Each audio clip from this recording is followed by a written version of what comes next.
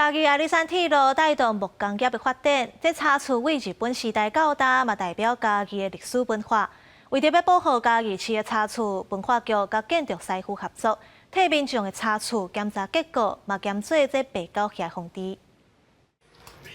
仔细看哦，这是木头，对不对？它已经空掉了。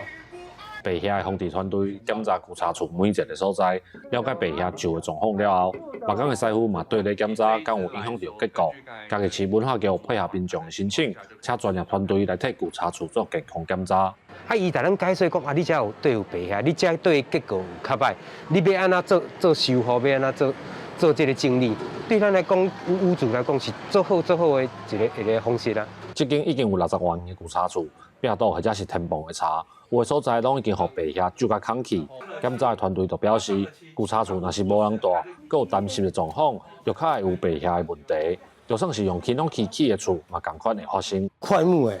旧来的时吼，伊的外表接触空气的时，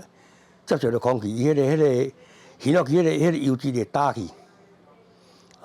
打去的时，所以伊就白遐伊就来我来食。厝的部分因为白遐拢是为涂骹底起来的，伊会弄阮的壁体，比如讲红砖啊，伊会芳，伊味食咱的茶，所以若真正要处理白遐，其实是为涂骹底爱开始处理。家己市文化局表示，目前市内大约有6000多间的茶厝，这拢是家己市真重要的历史文化。透过这种检查，除了希望会当加深民众对茶厝的重视以外，嘛希望会当减少厝主因为对茶厝建筑安全的无知觉所产生的问题。记者林慧婷，家己报道。